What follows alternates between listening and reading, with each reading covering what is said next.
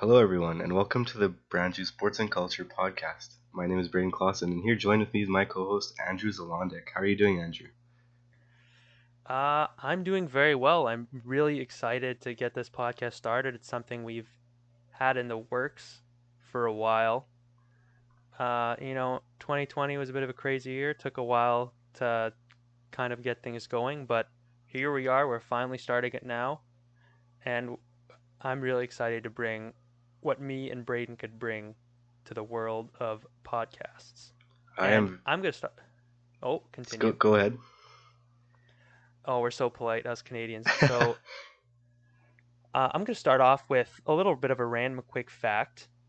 Myself, Andrew Zolondek, have I've been fishing quite a few times, but I've actually never caught a fish. So this in the first Wow, episode, you're already getting this deep of a fact about me. It's very personal. I'm very traumatized by it, and I really hope one day to catch a fish. But that's just me being honest, and for you to get a little glimpse and kind of the person I am. that So is that's crazy. I didn't know that actually. Yeah, he didn't even know that. So, and I'm sharing this with you, so you better appreciate it.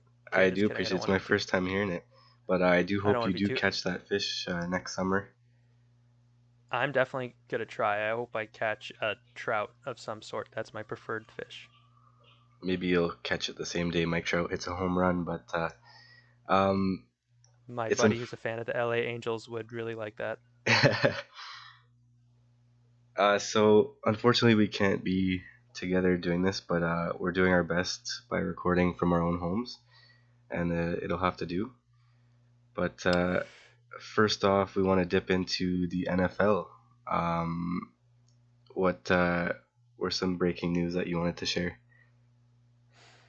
Yeah, we got started a bit later than we wanted. So this news is kind of a bit old, but I figured this is what I really wanted to talk about. So the first thing for NFL news is a little over a week ago. I think this is when he had this press conference. But Detroit Lions' new head coach Dan Campbell had his press conference, and he had quite an interesting quote. Braden, I really want to see what you think of this, and tell me if you were a football player or any athlete, if you would want if you want this guy to be your coach. Here's the quote when talking about the identity of this of what the Lions will be. So this team is going to be built on we're going to kick you in the teeth, right? And when you punch us back, we're going to smile at you, and when you knock us down, we're going to get up, and on the way up, we're going to bite a kneecap off, all right? And we're going to stand up, and it's going to take two more shots to knock us down. And on the way up, we're going to take your other kneecap, and we're going to get up, and it's going to take three shots to get us down.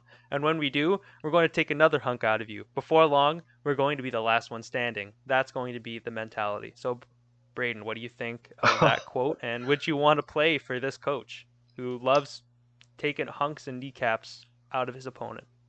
Certainly not. First of all, I don't even know. Like, I can't even believe the coach would say that in the first place. Yeah, he was very adamant, and it was pretty hilarious. And he just went all over the place. But I guess Lions have been pretty bad lately. I guess a guy with that kind of attitude could help them, but maybe he'll be a little too crazy. I guess we'll have to see. Yeah, that's just crazy. I would be scared to play for that team. It's You almost don't like think you don't think it would be exciting? no, not at all. I'd probably be like Dubois with Tortorella here, wanting out, but we'll dip into that later. Yeah, that's later on in the NHL segment. We still a decent amount of things left to go for the NFL segment.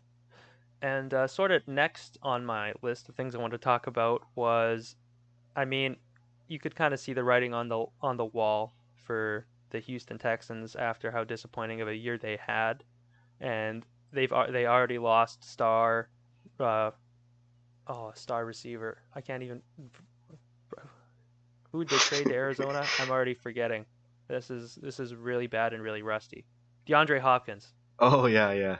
So yeah, they are. That is so rough. Oh my gosh, viewers. I apologize. I will be better. I should know what one DeAndre Hopkins' what name. well But one yeah, so thing they last.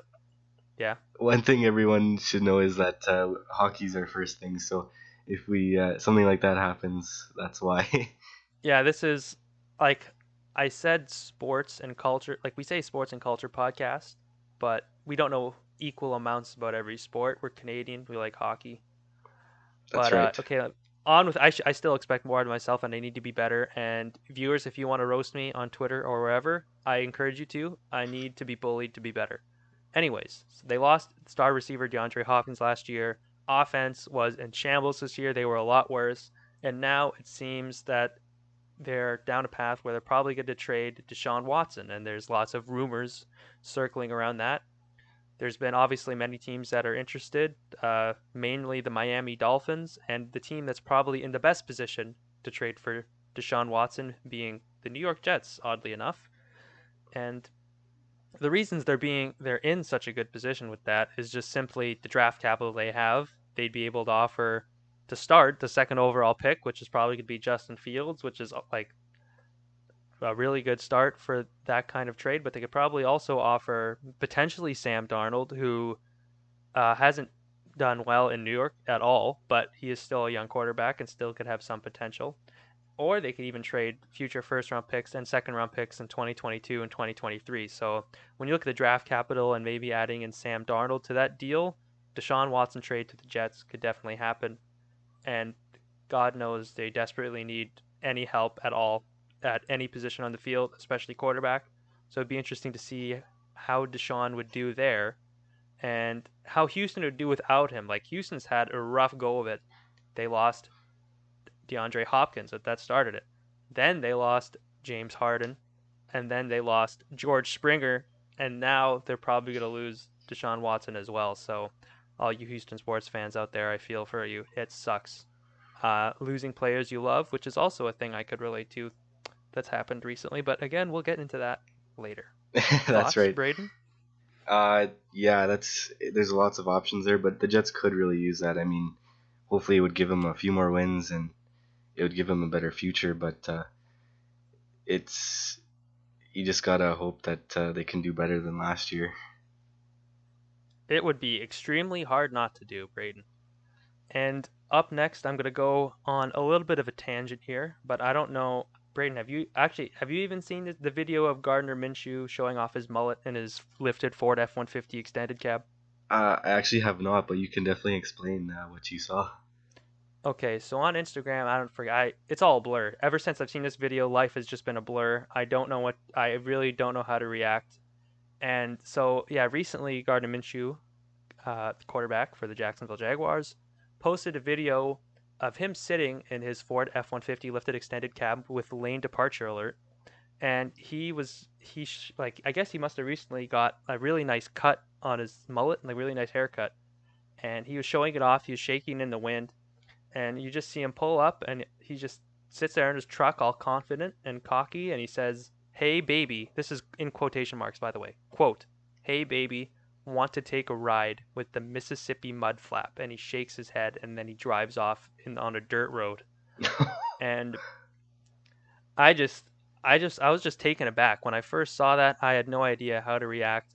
I was like, "Geez, Gardner, you gotta leave. You gotta leave. Like, how can you have confidence like that? You got to leave some of the confidence in the world for the rest of us guys that are not as impressive and are not as handsome and don't play professional football and don't have mullets like you."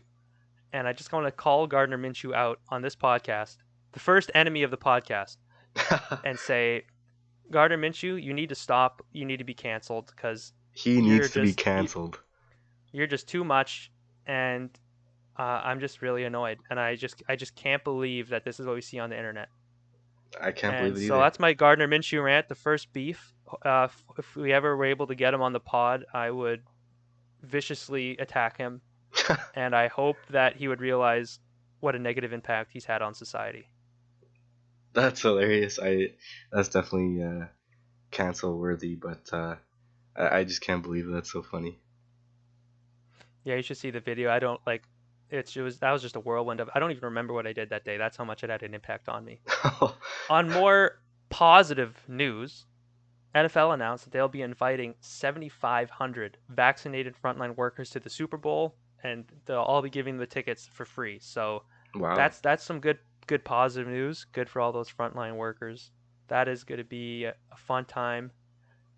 Uh, yeah, it'll be interesting to see how many people they'll be able to have at the Super Bowl in Tampa Bay because Florida has no regulations, but hopefully they'll still have a good time.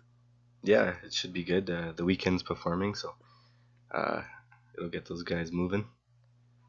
Oh yeah, you can't you can't talk about the Super Bowl. Like I don't know if enough people realize this. The Weeknd is performing at the Super Bowl halftime show sponsored by Pepsi.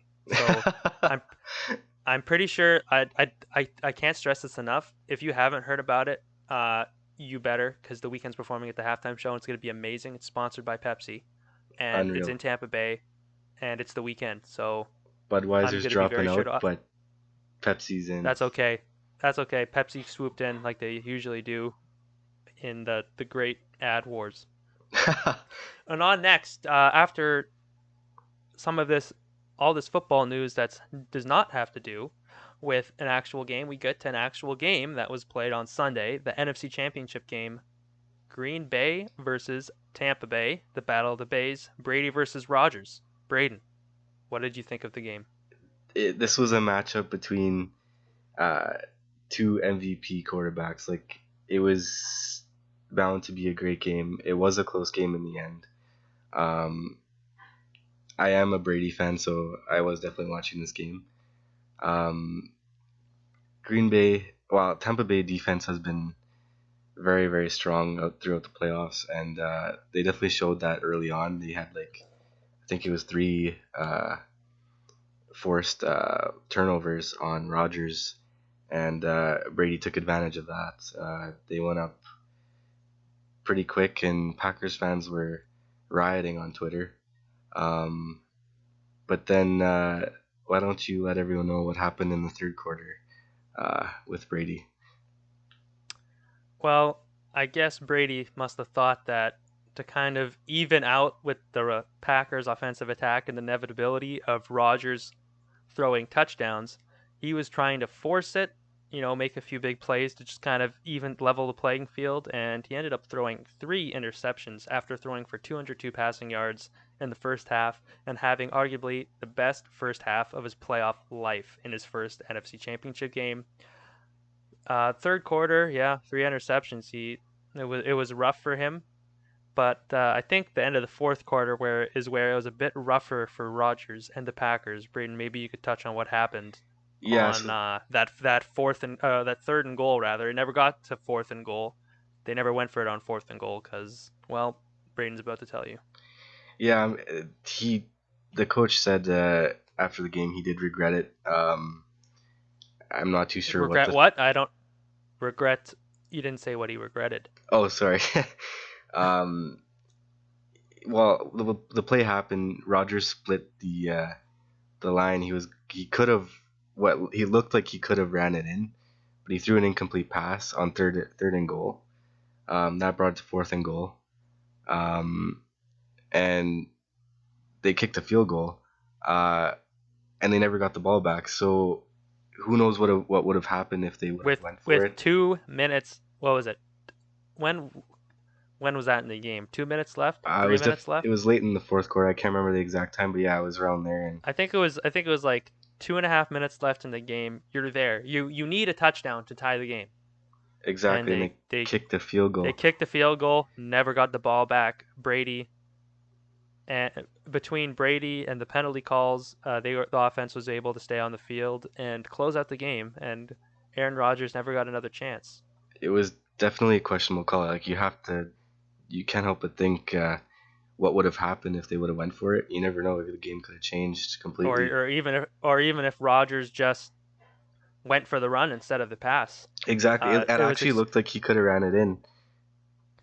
at like the worst case scenario, he's on the 1 or 2 yard line, and you got to think at that point Matt LaFleur would have went for it on the 1 or 2 yard line on fourth and goal.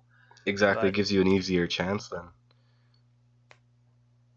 especially when you need a touchdown. So yeah, that was. I saw a lot of Packers fans going insane on Twitter, Yeah. blaming it on Rodgers, blaming it on LaFleur, blaming it on both, and of course, Rodgers when he spoke after, he kind of kind of deflected it on LaFleur a bit, and then he was even brought up about if he is going to be back next year, and he even said that he's not sure about his future there. But now it would seem that he's definitely coming back, and that was maybe a comment made in just a frustrated moment. Yeah, I mean he's getting up there in age, but he threw for what 48 touchdowns this year. He's the He's NFL MVP this year, so exactly he's not slowing down. He's definitely got more years in him. So their CEO actually said that's a no-brainer to sign him again. So uh, I think he's got a few years left. You could tell he was definitely choked about that loss though. yeah. Now Aaron Rodgers moves to 1-4 in NFC Championship games, and Tom Brady he goes to uh, in regular season win percentage, the worst team in NFL history, a team that hasn't made the playoffs in 13 years. Are they very talented? Yes, but that's still a lot of things to overcome. In his first year there, takes them to the NFC Championship game, beats Aaron Rodgers, and heads to the Super Bowl in his first year there as a 43-year-old quarterback. It's you say a lot of things about what Tom Brady has accomplished, and this is just it just keeps getting more remarkable with this win and this yet another Super Bowl appearance in his first year with a new team at 43 years old. It's insane. He's 33 and an 11 in playoff games. This is his 10th Super Bowl.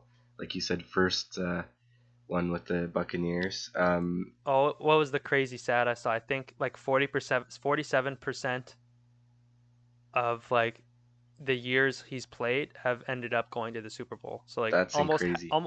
almost half of his career he ends up in the Super Bowl, which is just nuts. 18% of all Super Bowls ever existed have featured Tom Tom Brady Brady's all time. all time. How old is NFL? I don't even 1940s, 50s. Yeah, like so 60, 70 years, and oh my gosh, 18%. It's just incredible. That's greatest of all time worthy in my mind for sure. Oh, you all. Many people say it's not a matter of if he's the best quarterback of all time. It's a matter of is he the best athlete period of all time, putting him in the same vein as Michael Jordan, Wayne Gretzky, Muhammad Ali. Like among all those greats, the way he's performed has just been spectacular.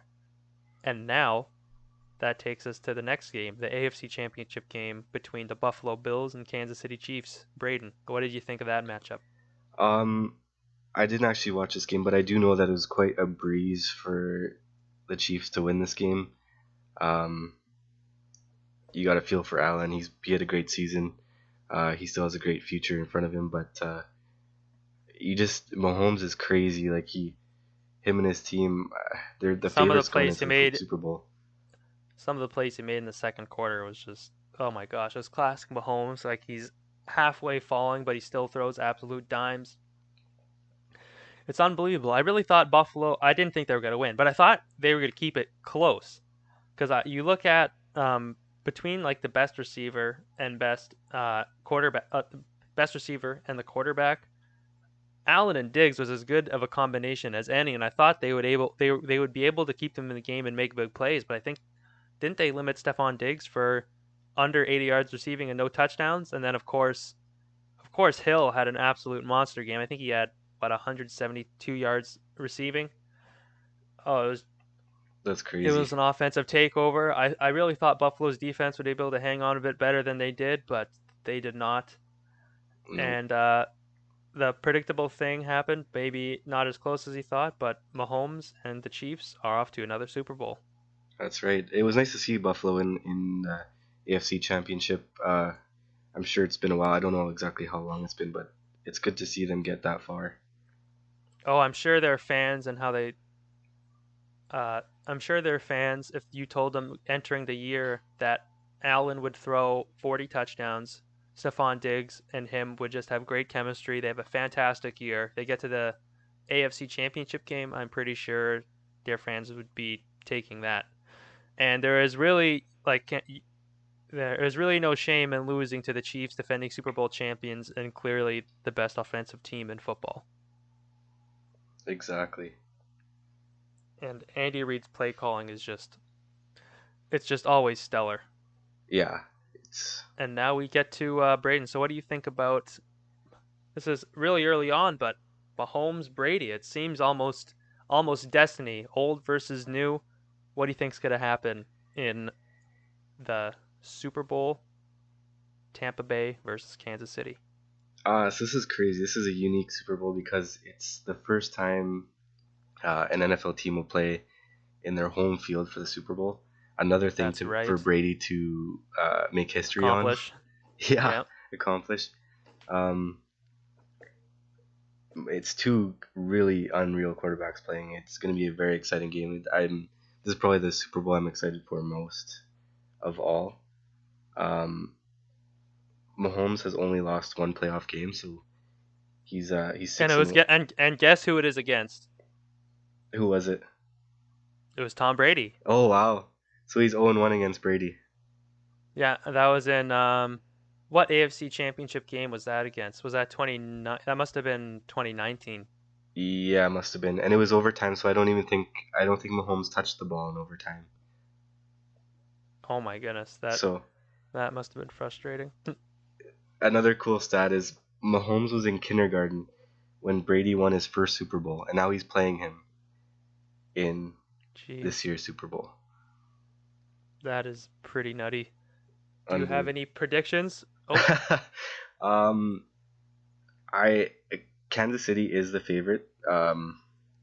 They're projected have you to seen the have you seen the betting lines? Do you know how much points they're favored by? 3.5, so it's not much, Oh, but I remember I saw it open at 3. It's actually less than I thought. I thought it would be 6.5. I was surprised to see it be as low as 3, and now 3.5 is still low.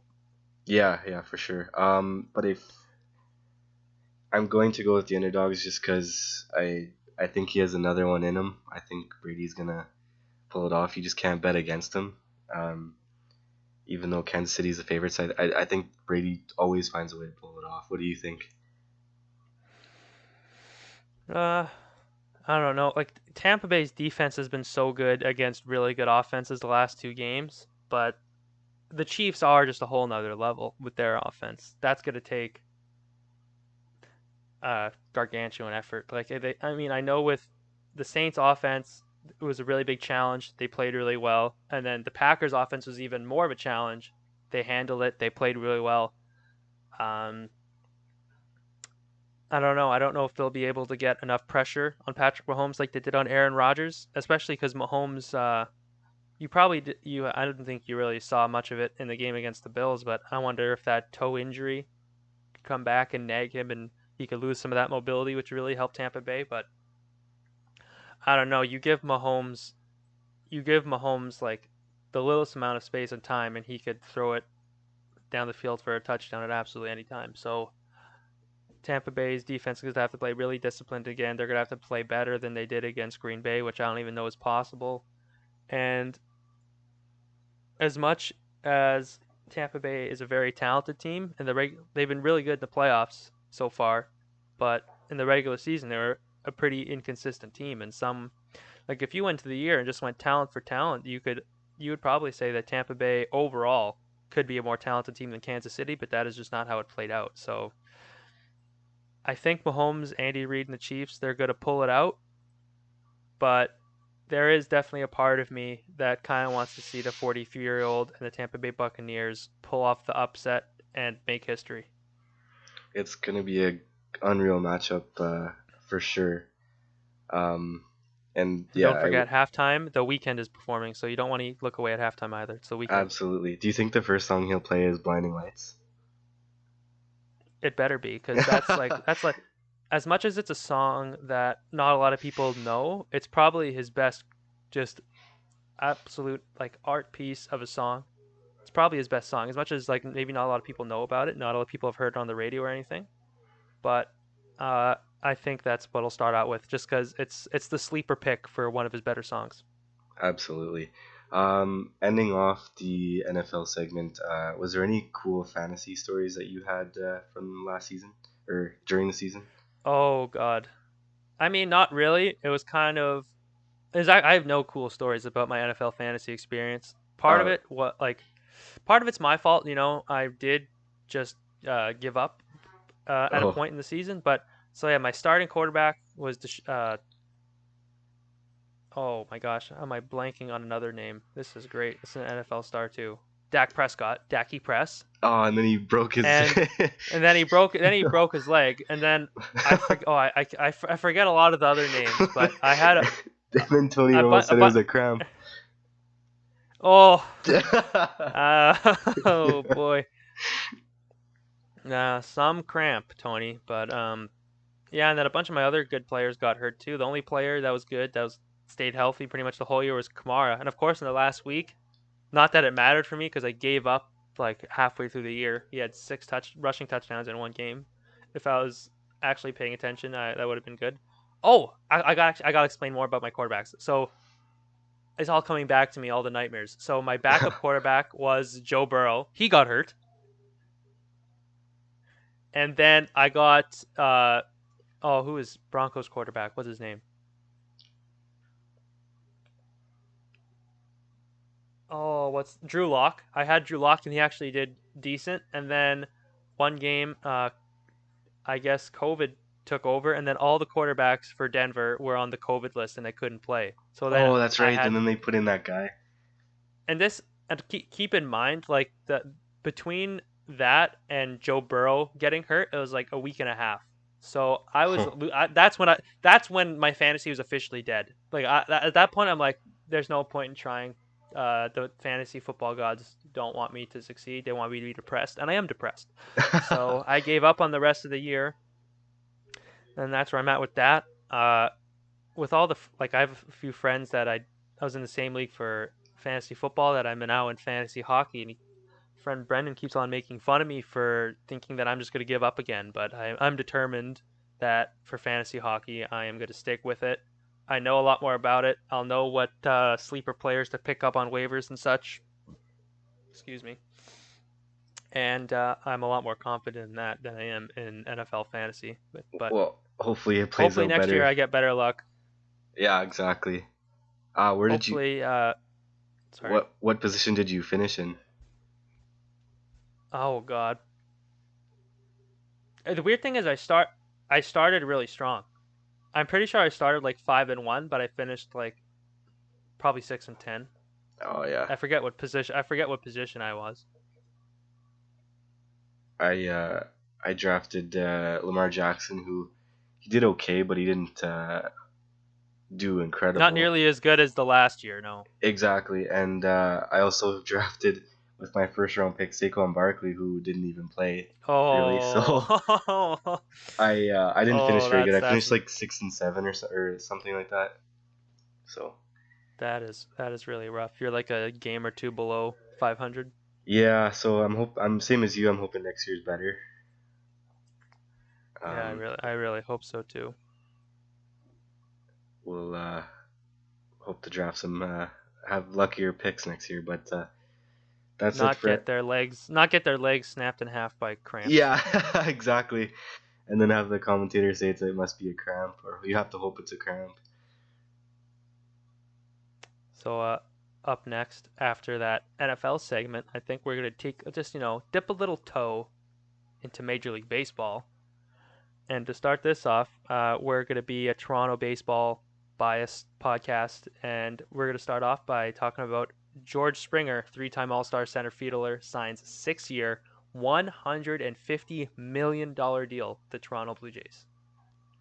Money flowing from his pockets. He's just dripping. But as much as this is a great addition for the Blue Jays, as much as I was mad at the Astros for the whole trash can cheating scandal, I I still think Spring. Just completing complete dirt bags, and yeah, Yeah, thank you for adding that. But I think he's a great player, and I just think that it's going to add so much batting power to the Blue Jays. It's going to be exciting. They also signed they already had a great hitting lineup. exactly. He said actually just today, today is January 27th. He just said to the media that he thinks the Blue Jays will be good for years to come. So uh, he's obviously dedicated to perform well here and with the boys. So Yeah, I think I saw the quote. It was something like, "They're a team that's built to win now and for a long time." So that's an exciting quote for Blue Jays fans for their star center fielder that just signed with them. Absolutely, and they just signed a shortstop as well. Semien, is that how you say it? Yeah, we're both not huge on baseball. Keep in mind. So, Yeah. But I do know he Mister played. Mister Sammin, if we pronounce your name wrong and you want to come on the podcast and make fun of us, I welcome you. We deserve it.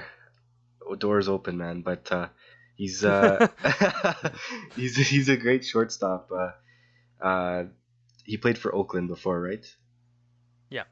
Yeah. So adding him and Springer, I think I'm gonna be watching more Blue Jays games this season. Yeah, they were an exciting team last year, and they're still not even done adding it. Well, this was a while back, around the time, at the same time as the Springer signing. The Blue Jays signed reliever Kirby Yates to a 1-year, $8.25 million deal. He missed most of last season, but in 2019, he had a really, really good year with the Padres. So they hope he returns back to that form. And the Blue Jays are still going to be looking for more pitching. I've heard that they're, among other starters and relievers that they still want to add, they're in on the best starting pitcher available, Trevor Bauer. And I've heard Blue Jays fans on Twitter want to bring him over for a while. I think I even remember Randall Grichuk trying to entice him to come sign. So if they could get a guy like Bauer and solidify the pitching when their lineup looks as deadly as it is, oh boy, that could be. They can make the New York Yankees sweat a little bit. Which would be very nice. It's exciting. It'll be interesting to see how they do in that division. If you had to predict, I know it's hard now because they're not done adding, but where would you predict they finish in the division? I know very little about baseball, but this is my expert guess. I think the Blue Jays will be second in the American League East. That's my prediction, substantiated by very little facts. I uh, I think that's a very good guess. It's going to be exciting. Um, I think are they doing a full season this year? Do you know, or will it be short again? Uh, I honestly do not know. Actually, no. I think they are Major doing League a full. Baseball, they are. I think they're doing a full 160 game season. Yeah. Ooh, I that's just don't know okay. how the money's getting so much money when there's like no fans and stuff. But Yeah, especially for the Blue Jays. I was thinking that too. Like, this is the team that when Rogers was making boatloads of money off the Blue Jays when they went on their two runs, they would not sign Edwin Encarnacion to, like, what's the number they weren't going to go over? It was like 30 million a year, and they're like firm on that, or maybe it was even less. hmm, And then he goes somewhere else for less than their last offer, yeah, and they're just being so cheap after they, like, for a star player that's beloved by the fans, and they were making so much money. Now in a year where nobody's making any money, everybody is losing money. They signed George Springer to a $150 million deal, and they signed a bunch of other guys to lots of money too. And so far in free agency, the Toronto Blue Jays have spent the most money, not the New York Yankees, not the Los Angeles Dodgers. The Toronto Blue Jays are the biggest free agent spenders to this point. that's crazy. I would have never guessed like it would be them. Um, but did you have anything else for MLB? No, I am not a Major League Baseball expert at all. I pretty much only know about the Blue Jays. I'm a biased fan, but I will try to be better.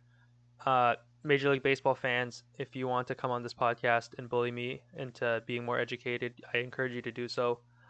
Um, what's with the me wanting to get bullied? I don't know, but anyway, uh, yeah. As the season approaches, I'll try to pay more attention to baseball in general, not just the Blue Jays, but we'll see where that goes. And then finally, I shouldn't say finally, that was still fun, but on to our bread and butter, the National Hockey League news.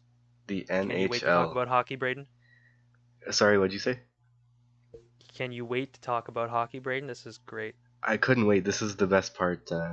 We don't like to be biased, but this is our favorite one to talk about. This is the cat's pajamas right here. I'm going to start off with a few of the league leaders and points who are starting off. The first, oh gosh, how long has it even been? 2 weeks or so? So to start off, some of the guys that have had notable starts: Nikolai Ehlers with 11 points in 7 games. Which had a Plenty great of game yesterday. 4 points. Uh, they've just that line with Stastny and Kopp has been stellar. When Dubois is back, if they're still running like they are now, I don't know how you could break those guys up. I know. Obviously, a lot could happen between now and a week and a half when Dubois is back. But speaking of Dubois, we'll get to Pierre Luc Dubois, Patrik Laine trade in a little bit.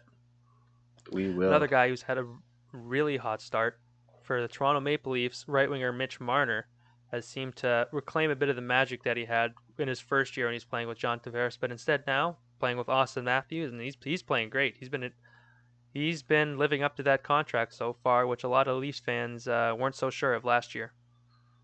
Absolutely. And Joe Thornton was started playing on that line to start, and he ended up getting injured for 4 weeks with a fractured rib. Yeah, But and yeah, that sucks. Imagine being 41 years old, you're playing, and you get a fractured rib, and you have to rehab to be back. I think if I was that old, and I would just retire at that point because I'm old and I don't want to play. But I don't play professional sports. Joe Thornton does.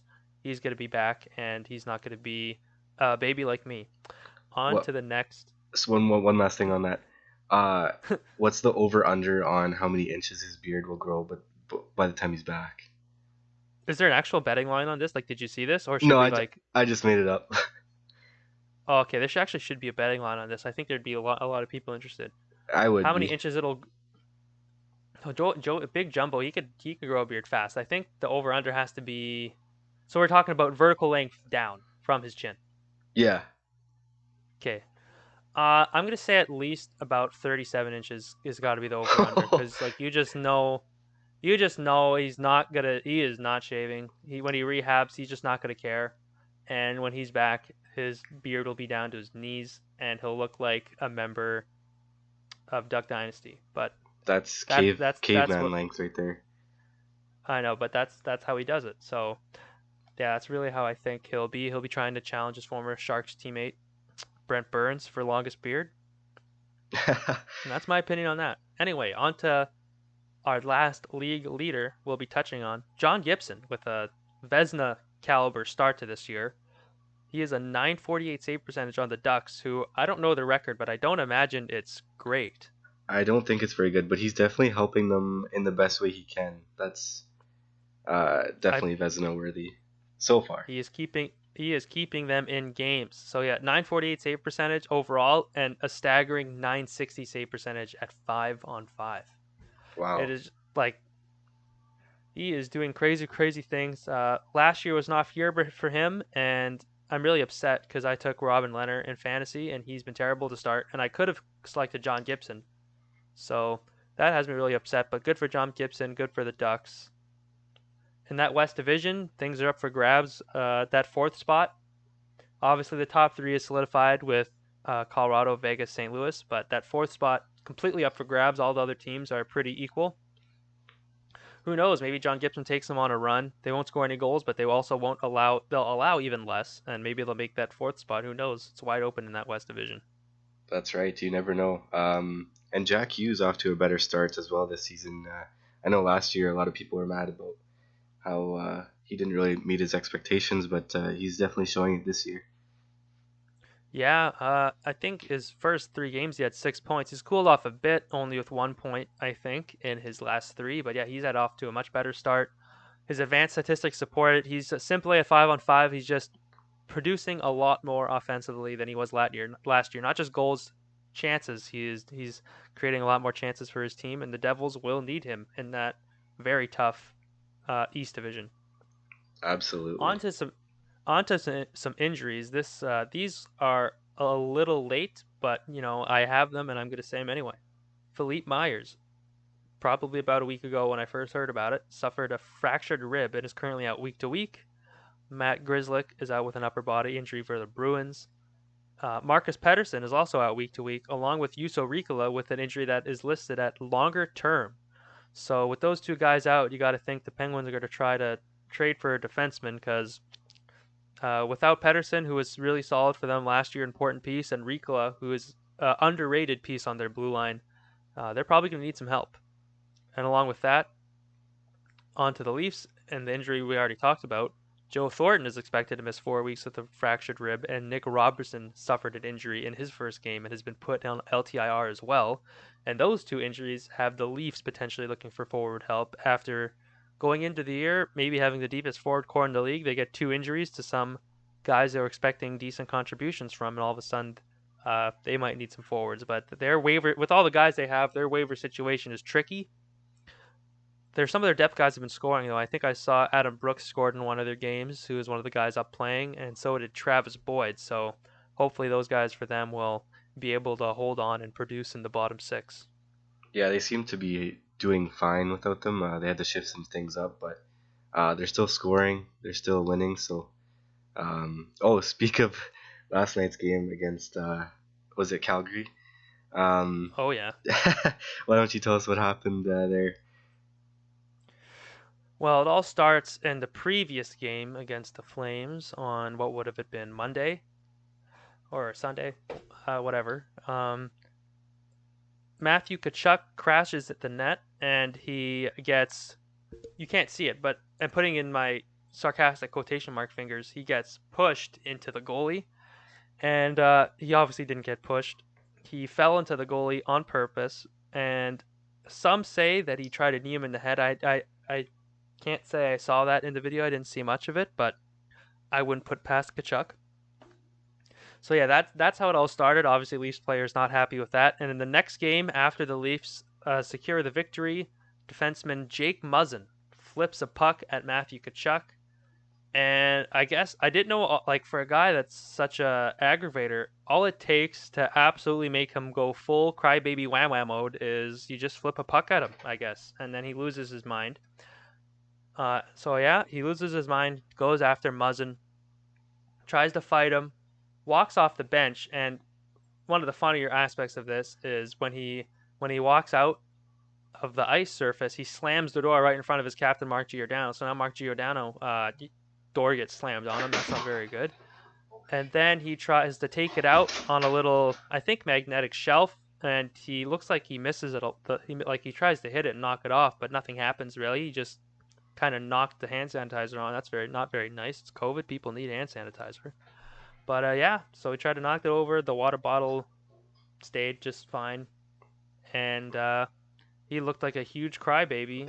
And yeah, lots of Canadian fans who are not Calgary Flames fans enjoyed seeing it. And I'm not gonna lie, I was one of those fans. And so was I. It was so funny to see him have that hissy fit. But I did see the video. I don't think he tried to knee him intentionally, but he put himself in a position where he had no control over his body. He's just like, I was pushed, so that means I could fall into the goalie however I want. Yeah, like he didn't prevent it from happening. Like like it's Tkachuk. Like it's him. Like now, I really hope whenever teams beat the Flames and Tkachuk's on the ice, I just want every game that they lose, I want somebody to flip a puck at Tkachuk. That would be absolutely hilarious. That would be. And just watch him have a tantrum every time. He'd spend the whole game in the penalty box. So on to the next piece of interesting news. This was a while ago too, but we love being outdated on the Brandrew Sports and Culture podcast. Capitals and their COVID situation. Yes, this is Ilya huge. Samsonov, Dmitry Orlov, Evgeny Kuznetsov, and Alexander Ovechkin were all hanging out in a hotel room without masks. And when the league found out, when Ilya Samsonov got tested positive, and he told the team, and then they told the league, they were fined $100,000. Crazy. NHL, they with this kind of stuff, they can't take it lightly. They need to set a precedent, and set a precedent they did. So now they'll have to miss, so now obviously Samsonov will be out for 2 weeks at least because he got COVID, and then Dmitry Orlov, Kuznetsov, and Ovechkin all got put on the COVID list, and they will be out for what is it going to be, something like 4 or 5 games. And, yeah, I think it was 4 games. When I first heard the news, I originally thought, I'm like, oh boy, like Samsonov's a good young goalie, but he's still a young goalie, and he's their best goalie they have, obviously, and he's out, and then their backup is a rookie. But I thought that would, with all those key guys out and Samsonov out, and them having to start a rookie with a short-handed team, I did not think that they would do so well, but they actually have done pretty decent, all things considering. Last night they beat the New York Islanders. What was it, 4-3? And Vanacek he's been solid. So that's adversity that team has went through, and so far so good. I picked him up in fantasy actually, Vanacek, because he's playing very good so far. So um, I also have Ovi, so that sucks that he's on IR. But Vanacek was a good pickup. I do think the fine was a bit harsh, but they're trying to get COVID out, keep COVID out of the league, so it's understandable. Yeah, I don't think you could really blame them. The league needs to set a precedent. Is it a little harsh? Maybe, but you do not want these kind of things repeating, especially with all the games that have already been postponed. The Dallas Stars have played what, 2 games? Like, some of these teams are really going to be running close to the end of the season. You do not need more potential game delays in a Exactly, year where there's already going to be it's already going to be a struggle to fit all the games in. exactly. One really cool stat that I saw on Twitter the other day. Um, Someone who's been playing well. He has a goal in the last 2 games. Wayne Simmons. He has the third most power play goals in the league since the 2011-2012 season with 97 power play goals. Um, Yeah. Above him is Steven Stamkos at 106, and then in first, huge gap, Ovi with 162. Yeah, that's really crazy. When you think of the quality of players that are Ovechkin and Stamkos, and then Simmons is right there with them, it really shows you what kind of career Simmons has had. He's slowed down lately and is in a fourth line role with the Leafs now. But his heyday with the Flyers, oh boy, did he was he ever a productive player for them. Oh yeah. And on to the next bit of news here. There was a trade last week with Ian Cole getting shipped to Minnesota for Greg Pateryn. So I think this is an interesting trade on a bunch of different levels. For one, Colorado trading Ian Cole opens up the roster spot on the left side for Bowen Byram, which he's come in and he's played really well so far. And in his first game, he got an assist on the same night as Dylan Cousins getting his first goal. So that was pretty interesting. And so they get that. Also, Colorado saves $2 million in cap space. So there's a big plus for them there as a contending team. They'll need that cap space at the deadline to make moves. And for Minnesota, their positive in this trade is very simple. Ian Cole is quite a bit better than Greg Pateryn, so they get the better defenseman.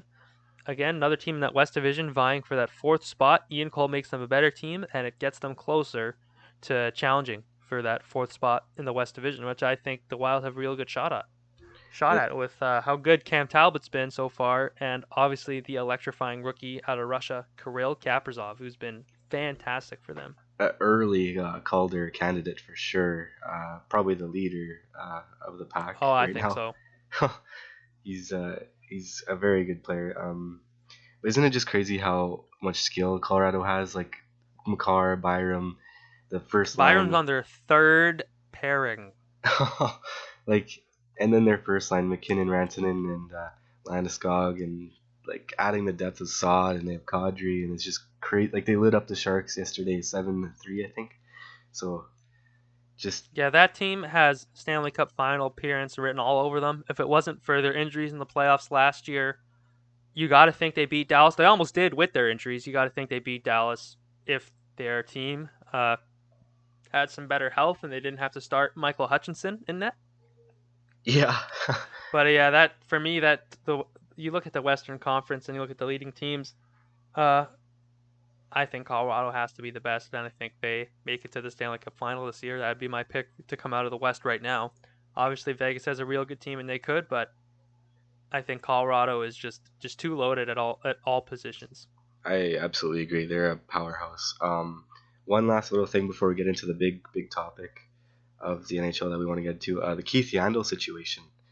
Um, what's been going on with that? Well, again, this is a bit old news, but it's really interesting to see. So over the off season, after their disappointing loss to the New York Islanders in the qualifying round, a lot of they wanted to get an honest opinion on the team from all the Panthers players, and one thing that kept coming up was that defenseman Keith Yandle needed to be a more responsible defensive player. Quite a few players were saying that in their exit meetings, and the way Bill Zito, new GM, former assistant GM with the Columbus Blue Jackets, and just the way he's trying to build the culture of that team. He does not want it to be an easy place to play, which it has been for a long time. They don't have the fan pressure that a lot of other teams do, so he's trying to create internal pressure. And they were really exemplifying that when, to start training camp, Keith Yandle was not uh, in the top six. Like it sure looked like they were going to healthy scratch him. And if it wasn't for the delayed games they had, they probably would have healthy scratched him. But since they had those, in the time they had those delayed games, some of the Panthers teammates felt bad for Yandle because Yandle was actually very hurt about this. He felt that his character was being put into question, and he felt that it was being questioned whether or not he was a good teammate. So all the Panthers players went to Joel Quenneville and said he needs to be better defensively, but we need him in the lineup. And from there on, he gets in the lineup. And of course, it has a little storybook uh, moment in that first game for the Panthers. Keith Yandle gets a goal and celebrates like he won the Stanley Cup. So that's that, a you love that to was a see it. really great moment for them, and hopefully that's something that team could rally around. And yeah, it should be interesting to see what kind of year Keith Yandle has and what kind of year the Florida Panthers have. I'm just very excited or happy that that Iron Man streak didn't get ended because of that. Yeah, that would really suck for him to have the Iron Man streak lost for an healthy scratch. Yeah, Oh, like that'd be the worst way, isn't it? Was it the third longest all time, longest active? I think so. Yeah, that's crazy. Yeah, good for Keith. Hopefully, he has a fantastic year with the Florida Panthers. And Absolutely. Now's the big juicy part. now is the big news of the weekend, Friday night. I'll just give a little backstory for how I experienced this. Friday night, I was watching Darren Aronofsky film Requiem for a Dream because I'm a really cultured individual, and it's very upsetting. It's a good movie, but very upsetting, stress-inducing. So after watching that, I'm kind of in a weird mental state. I look at my phone, and it's absolutely blowing up on Twitter with all the rumors about Laine and Dubois. And Elliot Friedman is saying that the package that the Jets would send to Columbus for Dubois is going to be Laine and Roslovic. And it's like it sure looks like the writing on the walls there. Darren Dreger's thinking like hashtag free Dreger. Like that well, I don't know what I'm talking about, but anyway, I was just such a discombobulated night. I was already stressed out. I could barely go to sleep because I was stressed about a potential line A trade. And then the next morning at what was it, 10 a.m. on the Saturday, I'm chilling with my dad, and Drager tweets it and takes the hockey world by storm. Patrik Laine and Jack Roslovic traded to Columbus for Pierre Luc Dubois and a third round pick. Absolutely crazy. Like there's we always knew that this time would come. We just didn't know when. It was just so shocking that we it happened this weekend. Um, It it's escalated really, really quickly right after that infamous Dubois shift where he was like, to be frank, he was floating. He wasn't trying. Like he was absolutely miserable there the whole year, and it came to a head on that shift against Tampa Bay. And from there on, Jarmo Kekalainen knew he had to trade him, and trade him he did. absolutely, yeah. They him and Tortorella weren't exactly getting along, and uh, there were talks about. I just saw some tweets on Twitter. What teams they were saying what their teams would have to give up for Dubois, and then all of a sudden, like there wasn't much talk about it, and then all of a sudden you hear Liney's the one going for him. Um, Crazy. Yeah, like I gotta say, I saw the writing on the wall for this like a while ago. I remember like a month ago, I saw on Twitter a picture of Pierre-Luc Dubois with his dad, who is oddly enough assistant coach for the Manitoba Moose, and it was a picture with him, and he was wearing a Jets hat. And I was like, that's interesting. That'd be funny if he ended up being traded for Laine. Just just a little thought. Like it made sense at the time, but there was no actual rumors of it at that moment. Right. Then before the season, when they're negotiating Dubois' contract, it comes out that Dubois wants out. And all they knew at the time was that part of it was because he wanted to be on a bigger hockey stage. But there's not much else was known at that time. And then the wheels were really starting turning there. I'm like, wow, this could legitimately happen. Then, you do some digging, you find out that last summer, Pierre Luc Dubois spent a summer in Winnipeg with his dad during quarantine. And I'm like, wow, that's interesting. This is a guy, this is even more of a fit. This is a guy whose dad knows a lot about the Jets organization. He's a coach. His parents live here. Pierre even spent a summer here during quarantine, and he would have seen a bit of the city then, got familiar with it. And that was all really, really interesting stuff. You hear some pundits starting connecting the dots. Is Laine going to get traded for Dubois? Is this something that's going to happen? It just at that point, it really just seemed like you weren't 100% sure, but so much seemed to line up that it seemed inevitable.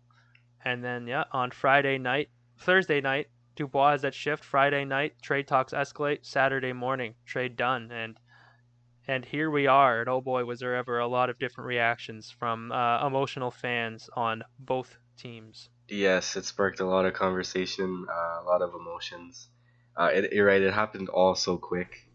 But I want to hear your thoughts on the trade. Like, how do you think Laine and the Tortorella relationship will go? How do you think Laine will play in Columbus? Where does Dubois slot into our roster? Stuff like that. What do you think? Our roster, we're supposed to be unbiased. Oh, the Winnipeg Jets. And you're a Sharks fan. Sorry. Wrong team, buddy. But obviously, yeah, you like the Jets too. So as for Laine to Columbus, like he provides some goal scoring they desperately need. You also look at Jack Roslovic. Like he's a guy that obviously the last year or two here, like he didn't want to be here. So he goes to Columbus. He goes to his hometown. I saw in his first press interview there that he was just Wait, infectious here. smile. Like he was just You're from Winnipeg? from Columbus. No, you said here. Ro- You're from Winnipeg? oh no, I guess I messed up on English. But yeah, Roslovic since he was already in Columbus, he didn't take long for him to pass the quarantine or whatever. So he already did his interview with the Columbus media yesterday, and he just couldn't stop smiling. He's from Columbus. His dad's a huge Blue Jackets fan. Like that was probably his dream. First kid to be drafted in the first round from Columbus. So as much as there is some shortcomings in Rostovic's game, he's going to be a much more motivated player there, and he'll have more opportunity, and he'll be able to play center. So that could actually be Rostovic could end up being the deciding piece in the trade, as the only other piece the Jets got aside from Dubois was a third-round pick, and that's magic beans. You don't know. And as for Laine and Dubois, this is just my perspective on it. It would seem to me that you look at, in general, the kind of players that work under Tortorella. It would seem that Pierre-Luc Dubois would be a kind of player that would be a more stereotypical Tortorella player than Laine.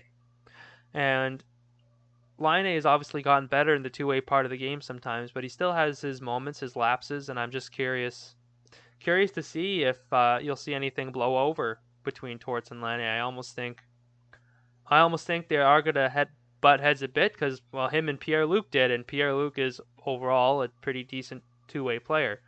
So I do think Torts and Laine will butt heads a bit, and we all know how much trouble Columbus has had retaining talent and keeping star players there. So it should be interesting to see in the next 50 some odd games if they're able to keep him when Laine's contract's done at the end of the year and how he'll fit. What I'll say about Laine and how he played in that first game with the Jets, he looked great. He looked in that game against Calgary, 2 goals, overtime winner, 1 assist, really good pass to Kyle Connor on the assist. Breakaway goal was absolute snipe. Like he looked like he was working hard and he was confident in his game. And I think him going to Columbus, if he plays like that most of the year, I don't think there'll be too many problems. But as we know, in the playoffs when Pierre-Luc Dubois was playing the best hockey of his career and he was dominant against the Toronto Maple Leafs, he still had moments where Tortorella would absolutely blow up on him. So it's the kind of relationship that you don't know how exactly it's going to work out. but it'll be interesting to see. And the fate of the Columbus Blue Jackets as a franchise rests in that relationship. Patrik Laine is a restricted free agent at the end of the year, and John Tortorella's contract's up at the end of the year. So this relationship could actually really steer where the Blue Jackets go as a franchise. That's very interesting. I'm curious to see how like Laine would react when or if Tortorella rips him a new one. If he doesn't play the way he wants him to. Yeah, Tortorella has no problem benching his players. Like, if you don't play the way they expect to play, you're gonna sit on the bench. It doesn't matter how good you are. It doesn't matter how much money you make. That's how that organization is run, and that's how Tortorella runs his bench. So it'll be interesting to see how that relationship unfolds. And then obviously also you mentioned, where does Pierre-Luc Dubois slot in the Jets lineup? That's something right now that I think is really up in the air. Upon Paul Maurice's first press conference, he mentioned how they've looked at moving Paul Stastny to the wing, but now with how well the Stastny Ehlers Cop line has performed, it almost makes you think, boy, you like the way they're rolling. You do not want to break them up. They've just been dominant. It makes you think maybe you start when you're just easing Dubois in at the start. Maybe you start him on the third line with maybe you do something like Lowry, Appleton, Dubois to start. But yeah, the way they're rolling, it's kind of up in the air. But anyway, you look at it, the Jets' depth at center is just absolutely loaded now. It is. In the trade, maybe you lose a little. Well, no, you do. You lose talent in Laine, but Dubois he's a different player. He's one of the best young two-way centers in the league, and now you could have him on the second line pushing Mark Scheifele to be better, as we all know. The last few years, Scheifele has seemed to get real comfortable up on that first line, and some of his results have not been that good. They've been good points-wise, but you look at play driving and defensive analytics, they have taken a hit with Scheifele, and you hope having a center like Pierre could push him to be his best as well, which Scheifele has not had a center below him pushing him for ice time in a very long time. Right. And well, we all knew that Laine wouldn't want to sign long term, like he wouldn't stay here forever. So, I think this is a good move. Same with Rosovic. He was never going to stay. No, absolutely not. He wanted out too. But it's good that we got a great player for this. The Jets? Yeah, I'd say it's good for the Jets. We are a very professional, non-biased podcast. Exactly. It's good for the Jets that they got a good player now for him, because everyone knew that he wouldn't stay there long term. So, well, it's going to be really cool to see how the Jets will do with Dubois. So they've only had one game with Laine, and without Laine or Dubois, the Jets have been doing pretty well with a record of 4-2 since Laine was hurt. So that's pretty good. When he's in the lineup, you'll be curious to see where he slots in and how well the Jets will do, because they're doing well without him. That's right. And yeah, hopefully Hellbuck can stay on his game and play like a Vezina Trophy winner. Had 2 less than stellar games, but yeah, with the goal support he's been getting has been a problem, but the Jets are not going to be scoring 4 or 5 goals a game the whole year, so he'll need to be better, but I'm confident he will. I think the 3-day break will be really big for him and a lot of the Jets players. Like, obviously, the last few games, the Scheifele, Wheeler, Connor line does not look good, and it's pretty clear why. They're playing 25. Scheifele is playing 25 minutes a game, which I don't understand. I don't think Maurice should be playing him that much. No, he's playing defenseman minutes. Yeah, it's literally top defenseman minutes. You need to give those guys a rest. The 3-day break will help, but I would ride that Stastny line a lot more. And you have Scheifele and Wheeler. You have the top line in and around 20 minutes, maybe 21, and then you could ride the second line a lot harder because the results they've been putting up. And then you even look at the Lowry, Perreault, Appleton line and how well they've been playing. You could bump those players' minutes up. I think it'll be important that they really spread out the minutes more, especially when Dubois comes in. It'll become even easier to spread out the minutes. So I think the 3-day break will be big, and hopefully Maurice eases up on the Scheifele ice time. Yeah, But back to the Laine trade for a second. It's interesting. You hear a lot of the talk, specifically about the report by that Finnish reporter. Oh, I forget his name, but you see the article, you see the headlines uh, about how the Jets' leadership in Blake Wheeler and Mark Scheifele are essentially tyrants, and they drove Laine out of Winnipeg, out of just jealousy and all those other things, and that the Jets locker room is just so toxic. I also heard rumors along with that that Wheeler and Laine didn't really get along. So yeah, Yeah, it's you just look at that and mm, and obviously it's no secret that the last few years the Jets have there's been rumors about their locker room and it being split, and there has to be some truth there, or else it wouldn't be talked about as much as it is. But to say that Wheeler and Scheifele are just so toxic, and they did talked about behind Laine's back, and they did everything to get him to want to leave. I just don't see that. For one, I think Wheeler can be really competitive, and he's even admitted that uh, he's taken it too far with how competitive he's been. But he admitted that going into the 1920 year, and he's been saying how he's trying to be better with that. And what was one of the other quotes from that report, that Wheeler was jealous that Laine could potentially be as popular as other Finn Teemu Selanne. It's just like that's just not the kind of guy Wheeler is. I don't think he cares anything about. Um, he doesn't seem like a jealous individual. He just seems focused and driven. And maybe when he took that a bit too far is where him and Laine would add a few hiccups. But even in Wheeler's interview, he said there would be moments where he was just got frustrated, that he maybe would like to go back and change, but for the most part, him and Laine had a great relationship. It was positive, and for the most part, he coddled him, especially like when you look at a lot more and how Wheeler was brought up in the league. And I think those things are all true. Like, look, for example, remember when Laine absolutely sniped it on his own net, and there's the clip of afterwards Wheeler like really trying to motivate him here, and really trying to be good to him. So obviously, I think there is some truth to the Jets locker room having some problems. Is it as bad as the Finnish media makes it out to be? I don't think so. At the end of the day, um, personality-wise, whatever, there was just something there where Patrik Laine and the Winnipeg Jets just wasn't a fit.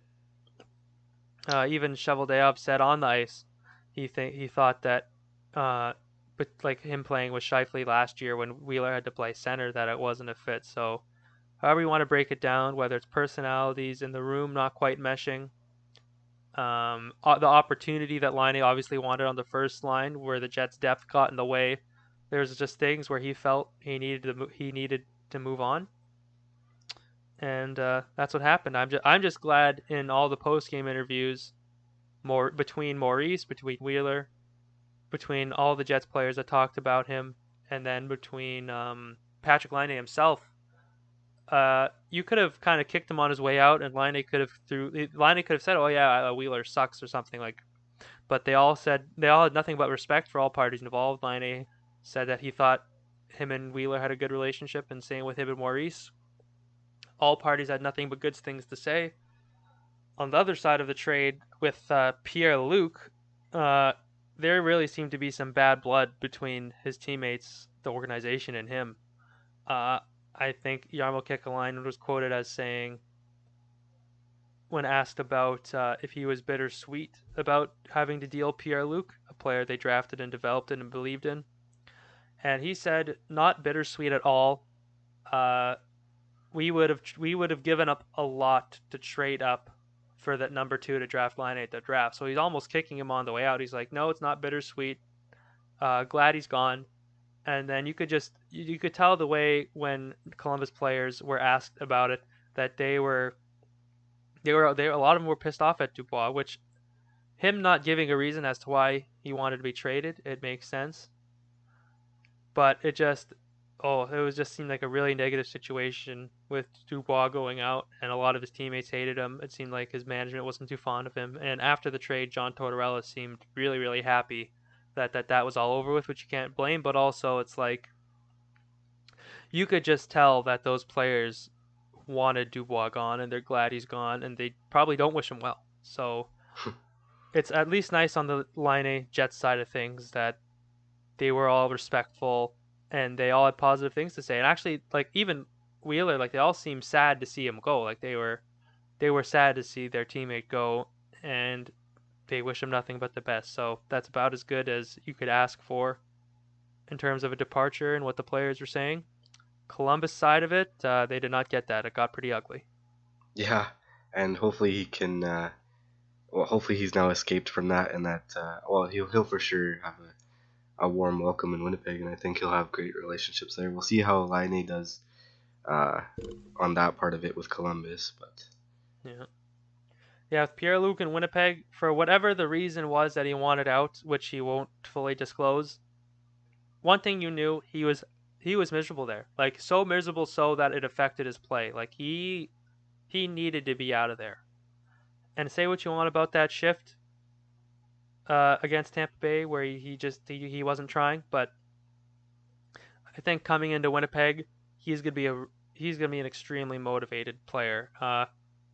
Knowing how long this probably has went on with Columbus and how long he's probably wanted out or been thinking about wanting out, going to a team that he's excited to play for, like you saw in his post trade interview with Jets media, you couldn't wipe the smile off his face, asking about the city, asking about the team, asking about the being able to live with his parents. Like he just seemed ecstatic to be a Winnipeg Jet, and having a star player coming here and his one of his quotes in his interview was saying it already feels like home. I think that's really promising for the prospect of him re-signing, and it's early, but I really do think Pierre-Luc Dubois will re-sign, and I think he's going to be a Winnipeg Jet for a long time. It's not often you see a player be that absolutely ecstatic uh, about being a Jet, and I think he really genuinely likes a lot about the city and about the opportunity with this team. absolutely, it's exciting for him. I think he's gonna do very well with the Winnipeg Jets. Was that all that you had on this trade? Oh, just one more little thing that I thought was really funny. You heard of the grocery store DeLuca's on Portage? Oh yes, yeah, I've eaten from there. It's good. Pierre-Luc Dubois had a quote when he was talking about the city. He's like, when he was talking about when he was quarantining here last year before the NHL qualifying round. He's like, yeah, I rode bikes with my sister and it seemed really beautiful, and I really like DeLuca's, so I'm really excited to go back there. So I guess when he was here, that was his grocery store he really liked. And then now apparently DeLuca's is going to come out with a Pierre-Luc Dubois inspired like pre-made cheese board. So with all his favorites that he had while he was here last year, so I'm definitely going to want to try that. That's going to be really interesting. That's And yeah, awesome. I thought that was really funny. Just some random grocery store he had to get in. He had to plug in there to say how much he liked it. That's awesome. I definitely have to try that as Yeah, well. yeah, it's especially funny because well, pretty much, literally the summer that he discovered it, my family discovered it, and we started going there every now and then. So I just thought that was really funny. But as for my thoughts on that trade, that about I could probably talk about it a lot longer, but we have other things to get to. So I think that'll end off for my Laine Dubois trade perspective. That was definitely the gist of it. That was the most Yep. that we could dip into. Ending off NHL. Anything crazy in fantasy hockey recently? Well, I mean, I mentioned little tidbits before, but yeah, Leonard. So in my first week, Leonard was really bad, and the way our league is structured, I'm pretty new to fantasy hockey. I didn't know how important faceoffs were. So my friend, who I ended up playing in my first week, he has a bunch of guys that are centers but can play wing. So like four of his five forwards are actually, or is it five of his six or whatever, are actually centers, but they have listed wings, so he gets all those face-off stats for 5 of his 6 players, and only two of my players were centers, them being Connor McDavid and Robert Thomas. So I had a rough go of it, especially considering that my defense, which on paper is stacked, Kale McCarr, Rasmus Dahlin, Zach Werenski, and Charlie McAvoy. They outside of Makar, who is good, the rest of them shockingly did nothing, and that along with Leonard being bad. Oh, and also Kevin Fiala did nothing. So I from my top gut forwards outside of Fiala, I did pretty good, but everything else was pretty lackluster. In my first week, which I lost, but now going into the second week, right now I am projected to win by 30 points over my opponent. McDavid, obviously, he's doing McDavid things, and Leonard was bad again, but my defense was better. So Makar and McAvoy both had 3-point games yesterday. So I'm hoping the improved play from my defense continues, and I just really hope I am able to get the win. I think you will. So that will make you 1-1 after this week, right? I pray to the Lord that that's what ends up happening. Yes.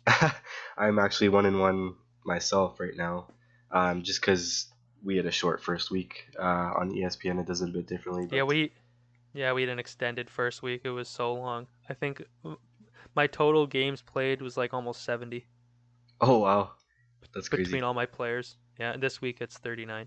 But last night I actually got 29 fantasy points. It was pretty crazy. Goudreau had 2 goals. Matthews had a goal and assist. Brandon Saad had 2 goals. Binnington got a win.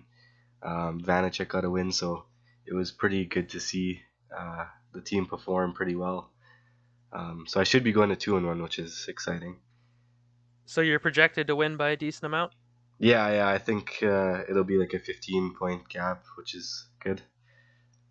Oh yeah, that is good. I also acquired Ovechkin. The team actually sent me the trade, so uh, the trade was Ovi and Merzlikins and Yandle for William Nylander from me and Mikko Koskinen. So I figured I'd risk giving up Nylander, who'd been doing pretty good, and Koskinen, who'd get quite a bit of playing time, to get Ovi because I think he's still going to be scoring goals. So it just sucks right now that he's out, but I It think won't be long before he's back. I yeah. think that trade's an I think that trade's an absolute steal. I think you got really lucky. I wish somebody would offer me a trade like that, but Well, you could nobody always. has. What's that? Oh, I just said nobody has. Oh, well, he could always send some out. Hopefully they bite on it. And yeah, that does that for NHL and sports in general. And now we move on to music. Brayden, what music have you been listening to? Um, I've been listening to AC/DC released a new album, which is pretty awesome. Um, I haven't really been listening to a lot of music just because I don't have a long drive to work anymore. But yeah, it's pretty exciting that AC/DC has a new album. It'd be nice if they did a tour. It just sucks that COVID holds that back, but that'd be something If I'd they came around Bell MTS, would you be going? absolutely. Would you be? That would be pretty sick, actually. I would definitely try to get tickets, but those are going to be hard to come by. Yeah, that's the thing. But what about you? What kind of music you've been listening to? I've actually been, as for like a newer album, I've been listening to a lot of Morgan Wallen's double album, Dangerous, that came out earlier this month. And last time I checked, it was actually the number one album in the world. It was actually pretty cool for a country album. Wow. And yeah, I was really rocking to it. I think it's really interesting for his music that he has some more country pop songs. It like country pop, more kind of poppy songs that I actually find pretty catchy. And usually I don't like country that's poppy, but his voice is he just has such a good country voice that it's he fi- and he's such a good writer that he just finds a way to make it enjoyable to listen to. He could write those kind of songs, and he could also write the more, which was more my style of country, the more classical style of country. That's kind of like the golden days in the '90s of like Brooks and Dunn and all that kind of music. He could really make good kind of older sounding country music, which is what I really like. And a few of the songs that I've been really listening to. This one I've been listening to so much. It's just so catchy. It's called "Me and Whiskey." Oh That yeah. one is, oh, I cannot get that song out of my head. Another one. This is real redneck beers and trucks type song. It's called "Beer Don't." And then one of the kind of catchier poppy country songs that I probably like most is "Blame It on Me," and that one's hard to get stuck out of your head too. So that does it for us talking about some new albums we're listening to. What about your song of the day? You said you weren't listening to too much music, so this might be a struggle. But what's your song of the day, Braden? So this is a fun segment for us to do every episode. We're gonna do a song of the day. And for this episode, my song of the day is a song that, for those who don't know, me and Andrew here, we took the same broadcasting class together. That's how we met. Um, Blue Ariel Arts and Technology Center. that's right. Shout out, Mr. Playtank. Yeah, he's the greatest teacher. Kenny P. Kenny P. If what is it? If you can do it, if you can dream it, you can do it. That's Yeah, guys.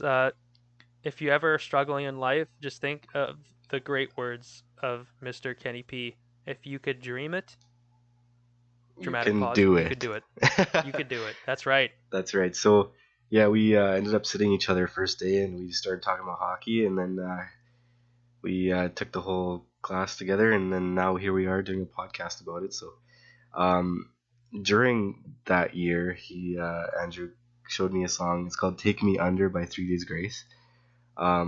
That's my song of the day. It's a great song. I never get sick of it. Real It's headbanger. yeah, it's like almost like a song to listen to when you're angry, but also when you want to get pumped up.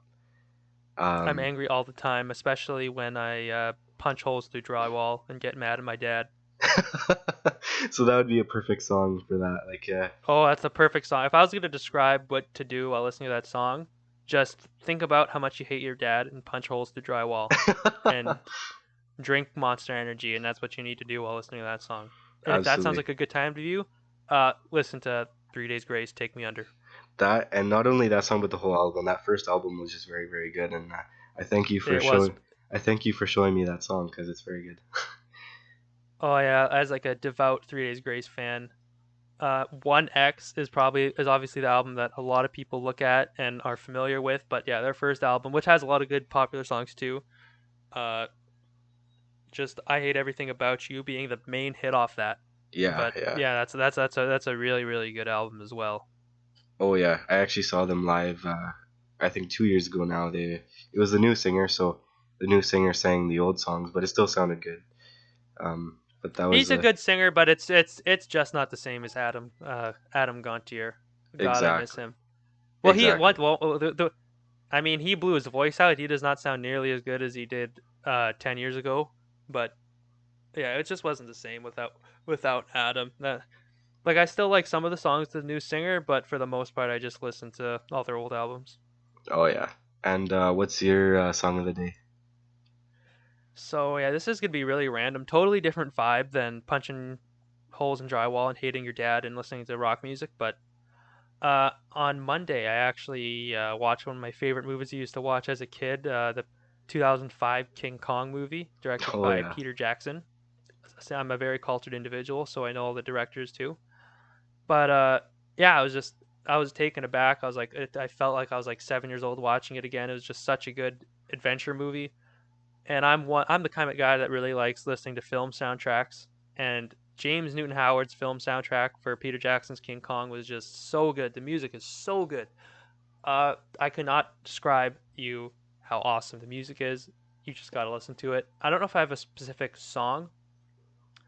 Uh, if I were to pick, well, I don't even remember all the titles, but that's just I was listening to so much of that album yesterday, and oh, it's just such good adventurous film soundtrack music. I don't know if I could pin it down to one song, but for song of the day, in terms of that's something I've been listening to a lot recently. I listened to it today too, but a lot yesterday. Oh yeah. I definitely remember you were listening to a lot of movie soundtracks and classic Star Wars and all that and stuff.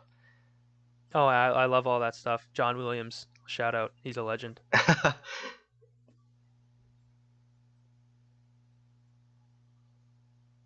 Oh awkward silence. So was that everything? Don't we have the one last segment?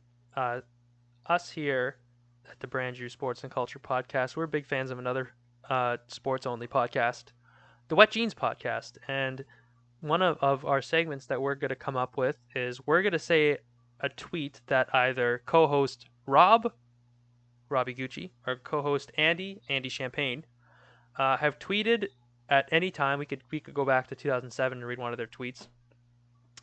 But yeah, so we're gonna have a segment where we're gonna ask each other. We're gonna tell the tweet, and we have to ask each other who tweeted it, Rob or Andy. So, Brayden, you want to start off by asking me? Sure. This is gonna be fun. So the first one I have is, and I quote, "I can't believe I'm having diarrhea on inauguration day." Sorry. Inauguration day. I can't believe I'm having diarrhea on inauguration day.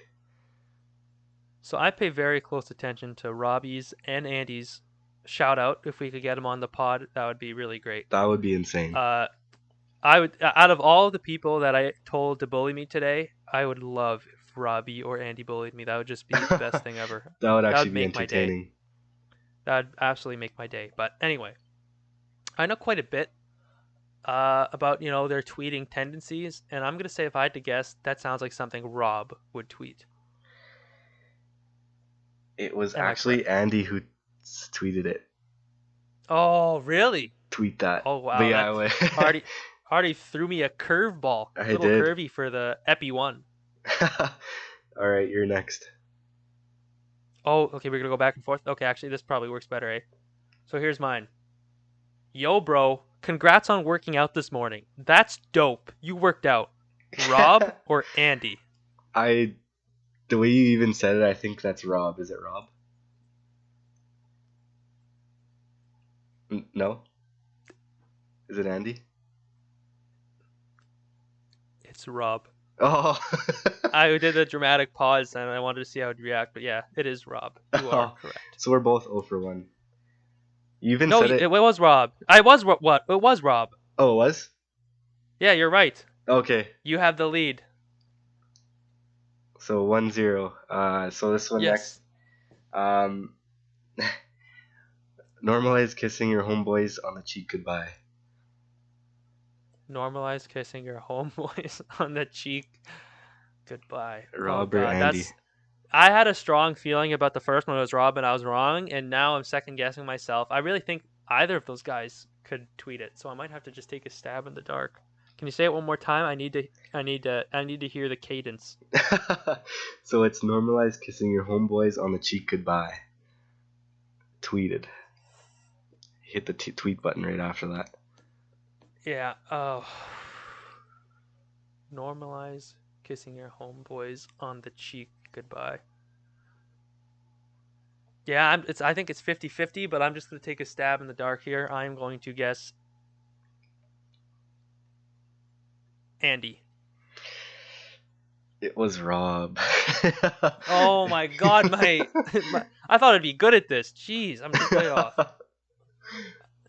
0 for 2. Wow. This is embarrassing. I am going to bully myself. Okay. Here's my next one. I honestly think this could be either of them, but I'm going to stop talking and just say the tweet now. Such a milk and cookies kind of night. Rob or Andy?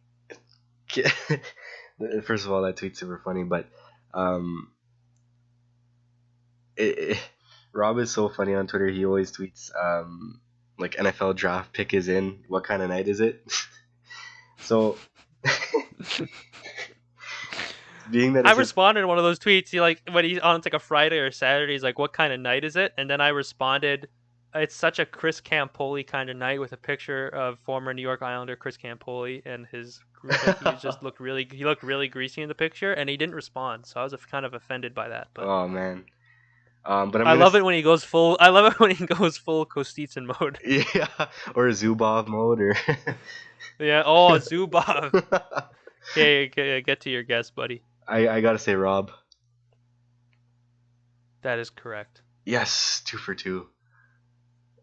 I need to do so much better. Okay, Well, I pray I could get the last one. yeah, this is your last chance here to at least get one.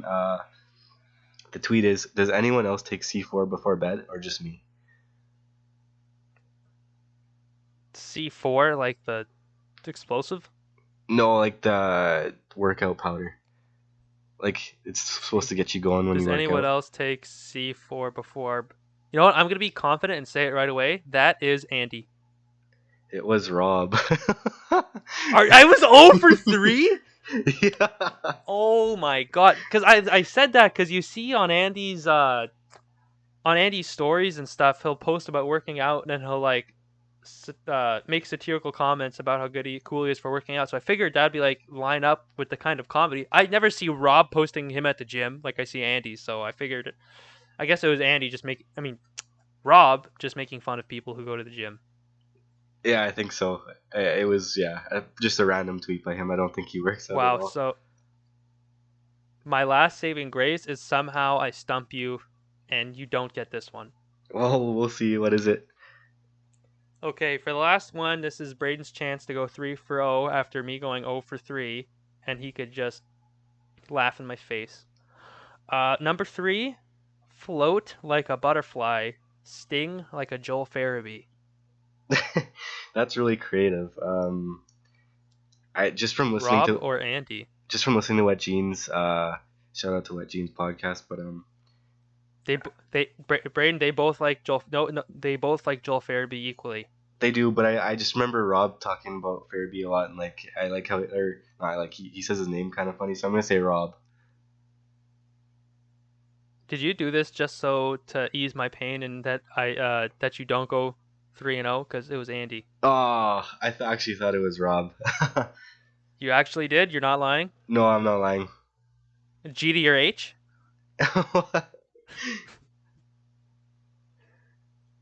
You're not lying. You swear. I think it's Rob. Is it Rob? It is Rob. No, it's Andy. I Oh. already said it was Andy. You're wrong. I already told you it was Andy. Oh, okay. I thought you were just messing with me. No, it is Andy. I'm not. Yeah, I wasn't kidding. It's Andy. Yeah, okay. Well, I went 2 for 3, so that's not bad. You win 66. today, and you know what? So that means next time I'm gonna bring my A game. I'm gonna have to look at every single one of their tweets since 2003, and I'm gonna beat you. Well, if you study them, then yeah, for sure you'll win. But yeah, I will very much try. it's a rematch next epi. Another So what? another awkward silence. It was like 3 seconds. The last one was like 5 or like at least 4. So Oh, sorry. I think you said awkward silence too early. Is the show done yet, or did we run out of things to say? I think we ran out of things to say, so I think we should conclude This is an ASMR only podcast. it. So that will after that we will see who wins the next matchup. But that is the gist of the Brandrew Sports and Culture podcast. We talk about sports, we talk about music, we talk about basically anything. So Talk about anything that comes to my head. We talk about Gardner Minshew and how he needs to be canceled. And we exactly. have serious. Also, we have serious sports takes. We are a serious sports podcast, only sports podcast. Non-political, only huge sports hot take. You podcast. had to say the P word. I thought we'd go the whole episode without saying the P word. That goes without question. I just had to say it. Whether it was a start, middle, or end, I had to say it. So You'll never catch me saying the P word, not once. Yeah, that should about do it for the first inaugural episode of the Brandrew Sports and Culture podcast. This was actually a really fun time. It was a great It's time. something we wanted to do for a while. I was really glad we were able to do it. Honest, like I said, do G to my H. I do not know how long we've been doing this. Actually, I do because I just looked at the time. So we started recording at like 7:30. It is almost 9. So we've been doing this for almost an hour and a half. So yeah, exactly. So that flew by. I had no idea. me neither, but we covered a lot of stuff, which is good. And Yeah, we could. That is good. We did talk about quite a few things. And we hope that everyone enjoyed the coverage, and that hopefully no one gets too mad about our opinions. We don't want to be canceled. If we get canceled after our first episode, I think that will just be a time. I should just rescind my broadcast media certificate and go work at McDonald's for the rest of my life. So I'll join you. yeah, well, because like at that point, if we get canceled off the first, we just weren't. It wasn't meant to be. We weren't supposed to work in media. But yeah, so if you like it, if you don't like it, if you want to hate listen to us, that's good. You want to bully me online, that's good. But if you love it too, or just whatever, you're going to listen to the next episode, regardless if you want to bully me or not. You can follow us on Twitter at Brandrew and when I made the Twitter account, I messed up, and that's the at that came out. But you're gonna have to deal with it. Well, At that's funny because I actually changed the username. you, the username or the at? The at. Oh, you did change it. Yeah, so now it's Brandrew Podcast. Okay, so my mistake was fixed by the wonderful Brayden. Wait, what is it again? It's Brandrew Podcast at Brandrew God, Podcast. okay. Good thing I didn't say another K, or else I would have been canceled. So Twitter at Brandrew Podcast. Follow us on Instagram at Brandrew Podcast, and subscribe to our YouTube. I'm going to be posting every episode on there. At some point, I'm probably going to try to make some specific clips that I like of each episode, but if we keep making them almost 2 hours long, then maybe I'll give up on that like I did my NFL fantasy. But you could subscribe to our YouTube at the Brandrew Sports and Culture Podcast. And yes, definitely do that, and we'll keep you updated on when the episodes are being recorded and when they'll come out. If you have anything that you want us to talk about, we can definitely take suggestions. And any kind of feedback or... No, screw you. We're going to talk about what we want. This is a podcast we control. Your opinion means nothing. Canceled. Tweet that. No, just kidding. I'm going to cut that out. But yeah, so if you want us to talk about pretty much anything, yeah, we'll try and talk about it. But I'm running out of things to say here, Brayden. Can you pick up again? You're going well. My brain shut off. I think that pretty much concludes it. For all of you individuals, or maybe even singular individual that have listened all the way through our first podcast, I want to thank you for listening. And I hope you listen again. And I hope you have a wonderful day, whenever that may be. That's a very nice thing to say. Just like that's how we do it around here. And thank you for listening, and we'll catch you next time. Yeah, so we don't know how to end this podcast, so I'm going to count down before I stop recording. 3, 2, 1. No, you hang up. You hang up.